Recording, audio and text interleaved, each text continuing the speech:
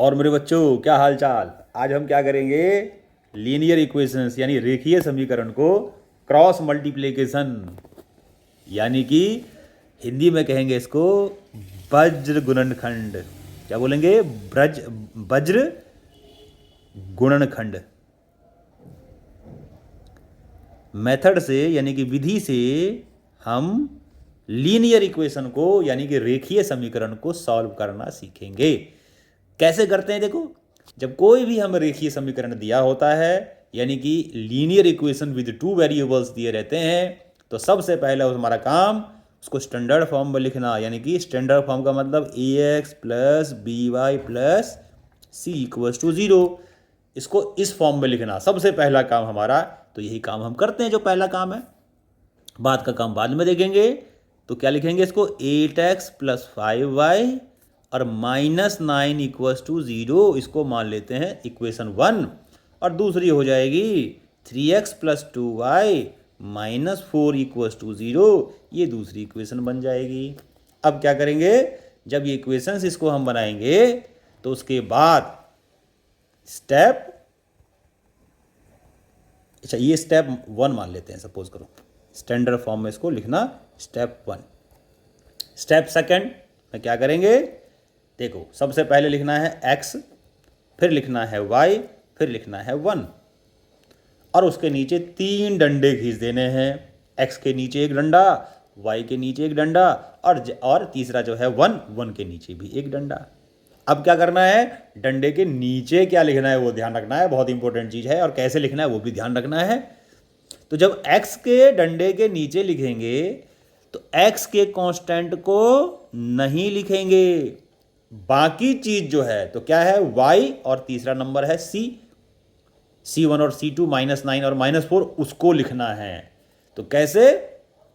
देख लो, y के साथ क्या है? पहले वाले में 2 और दूसरे वाले 5 और दूसरे वाले में है 2। ये लिख दिया, देखो 5 और 2। और उसके बाद कौन सा आ रहा है? -9 और -4। तो x के नीचे वो लिखा जो x के अलावा है, x वाले को नहीं लिखना। उसके बाद देखो, y के नीचे उसको लिखना है जो y के अलावा है। और उसके अलावा क्या है? -9 और -4 और फिर 8 और 3। सीक्वेंस ध्यान रखना, -9 और -4 और तीसरा क्या है? 8 और 3। x के साथ है 8 और 3, 8 और 3, 8 और 3। सीक्वेंस कैसे लिखा ध्यान रखो। 5, 2 और -9 और 4 लिखा ना। अगले में क्या लिखा है? ये पहले लिखा है, जो पहले का लास्ट वो अगले का पहले। ठीक, ऐसे ही अगला वही करना है। अब क्या लिखना है? देखो, 1 के नीचे वो लिखना है जो x और y के साथ है। तो पहले कौन सा लिखना है? जो पहले हमने इसको लिख दिया वो पहले लिखेंगे, 8 और 3। देखो, यानी x के कांस्टेंट को पहले लिखा, फिर 5 और 2 लिखा। तो क्या लिखना है? x के नीचे वो लिखना है जो x के अलावा है, y के नीचे वो लिखना है जो y के अलावा है, 1 के नीचे वो लिखना है जो C1 और C2 के अलावा है। सीक्वेंस कैसे रखना है? पहले का जो लास्ट वो दूसरे y के नीचे वाले का पहले, y के नीचे वाले का लास्ट, 1 के नीचे वाला पहले। यानी कि -9 और -4 जो x में दूसरा कॉलम है वो y के नीचे पहला कॉलम बन जाएगा। जो y का दूसरा कॉलम है वो 1 के नीचे पहला कॉलम बन जाएगा, और बाकी दूसरा नंबर लिख देंगे। भाई इतना याद रखना है। पहली बात याद रखना है, जिसके नीचे लिख रहे हो उसके नंबर नहीं लिखने, बाकियों के लिखने है ना। और कौन सा सीक्वेंस कैसे याद रखना है? पहले का लास्ट कॉलम, दूसरे का पहला कॉलम। हर एक अगले का पहला कॉलम पिछले वाले के लास्ट कॉलम के बराबर होगा। ये बराबर इसके, है ना। सॉरी, ये बराबर इसके नहीं, ये बराबर इसके, ये बराबर इसके, और ये बराबर इसके। बस, तो ये सीक्वेंस आपको याद रखना है। समझ में आ गया? अब क्या करना है? देखो, अब अगले स्टेप में बहुत आसान। अगले स्टेप में क्या करना है? इसको मिटा देता हूं पहले। अगले स्टेप में क्या करना है? इसकी मल्टीप्लाई इसमें और इसकी मल्टीप्लाई इसमें, और बीच में लगा देना है माइनस का साइन। सब में यही करना है, इसकी इसमें, इसकी इसमें, इसकी इसमें और इसकी इसमें, और बीच में कौन सा साइन लगा देना है? माइनस का। जैसे देखो, x के नीचे तो किसकी मल्टीप्लाई पहले किस में, 5 की -4 में, 5 into -4 minus 2 into -9 equals to, अच्छा बीच में इक्वल का साइन और लगा दो सब में, y अपॉन -9 इंटू 3 और माइनस के बाद बीच में तो माइनस का साइन लगेगा और फिर होगा -4 इंटू 3 और 1 के नीचे क्या लिखना है, 8 इंटू 2 और -3 इंटू 5, ये लिखना है। अब क्या कर देना है, सीधा मल्टीप्लाई कर देना है, जैसे करते हैं, गुणा करना तो आता ही होगा। तो 5 इंटू -4 यानी कि -20 और ये माइनस माइनस प्लस हो जाएगा तो +18 हो जाएगा ये।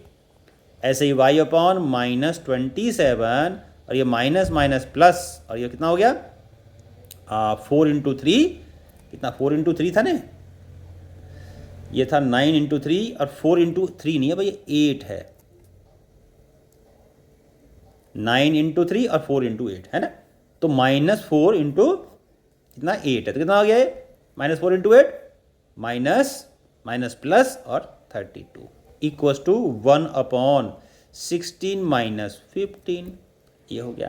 ठीक, अगले स्टेप में क्या करना है, x upon -2 y upon 5 equals to 1 upon 1। समझ में आ गया। अब क्या करना है, अब बहुत आसान, अगले स्टेप में लास्ट स्टेप, ये कौन सा स्टेप था हमारा, एक बार देख लेते हैं। ये हमारे स्टेप था फर्स्ट स्टेप, सेकंड स्टेप में पूरा चल रहा है। और थर्ड स्टेप में क्या करेंगे आप, थर्ड स्टेप में करेंगे किसको, x/2, ये तीनों बराबर है आपस में, देखो तो x/-2 इक्वल्स टू 1/1। अब इसको ये मल्टीप्लाई तो x इंटू 1 यानी कि x और -2 इंटू 1 यानी कि -2, तो x की वैल्यू आ गई -2। इसकी मल्टीप्लाई इसमें, इसकी मल्टीप्लाई इसमें, ख़त्म कहानी। ऐसे ही अब क्या करोगे, y/5 यानी कि y/5 इक्वल्स टू 1/1 1/1 और वही काम, ये मल्टीप्लाई और ये मल्टीप्लाई, तो y इंटू 1 यानी कि y और 5 इंटू 1 यानी कि 5, तो y की वैल्यू आ गई 5। तो सॉल्व किया हमने कौन से मेथड से, वज्र गुणनखंड मेथड से, यानी कि क्रॉस मल्टीप्लिकेशन मेथड से। तो x की वैल्यू आ गई -2, y की वैल्यू आ गई 5। एक बार देख लेते हैं कैसे सॉल्व किया। सबसे पहले हमने इक्वेशन लिखा, ठीक, उसके बाद हमने इसको स्टैंडर्ड फॉर्म में लिखा, कैसे, ax + by + c = 0।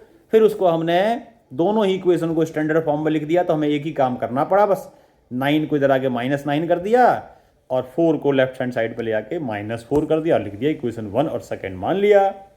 Step second में क्या करना है, x y और 1 लिखना है। x के नीचे भी एक डंडा खींच देना है, y के नीचे भी डंडा खींच देना है, 1 के नीचे भी एक डंडा खींच देना है। और उसके बाद लिखना क्या है, x के नीचे वो नंबर को लिखना है जो x के अलावा है, यानी कि y और c1 और c2।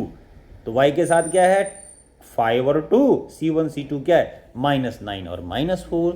फिर y के नीचे y वाले को नहीं लिखना, x और c1 c2 लिखना है। तो पहले कौन सा लिखना है, जो पहले कॉलम का लास्ट है वो अगले में पहला कॉलम होगा, यानी कि -9 और -4 जो कि c1 c2 है वो पहले आएगा। तो -9 और 4 और कौन सा आएगा, जो x वाला है, यानी कि 8 और 3। फिर 8 और 3 पहले आएगा अगले वाले में, यानी कि 8 और 3, और कौन सा बाद में आएगा, जो उसके बाद है, और जो c1 c2 में नहीं है, यानी कि y वाला आएगा 5 और 2। उसके बाद मल्टीप्लाई किया कैसे, क्रॉस मल्टीप्लाई, इसी को कहते हैं वज्र गुणनखंड, यानी कि 5 इंटू -4 माइनस और 2 इंटू -9, बीच में साइन कौन सा लगा दिया, माइनस का। ऐसे ही अगला स्टेप, अगले वाले में y/9 इंटू 3 -4 इंटू 8 और बीच में साइन लगा दिया माइनस का, 8 इंटू 2 और 3 इंटू 5 बीच में साइन लगा दिया माइनस का, और मल्टीप्लाई कर दिया। तो 5 इंटू -4 -20, माइनस माइनस प्लस हो गया, तो 9 इंटू 2 +18 आ गया। ऐसे ही अगला स्टेप, 9 इंटू 3 -27, क्योंकि -9 है, माइनस माइनस प्लस हो गया, +32, 16 -15, ये कर दिया इसको हमने। उसके बाद x/-2 = 1/1, 4/5 = 1/1, तो x की वैल्यू आ गई -2 और y की वैल्यू आ गई 5। तो इस तरीके से वज्र गुणनखंड मेथड से यानी कि विधि से या क्रॉस मल्टीप्लिकेशन मेथड से हम लीनियर इक्वेशन को यानी कि रेखीय समीकरण को जिसमें कि 2 वेरिएबल होते हैं उनको सॉल्व कर सकते हैं। तो जितने भी क्वेश्चंस हैं सारे के सारे क्रॉस मल्टीप्लिकेशन मेथड से इसी स्टेप से होंगे, तो उनकी प्रैक्टिस करनी है। तब तक के लिए tata bye and see you.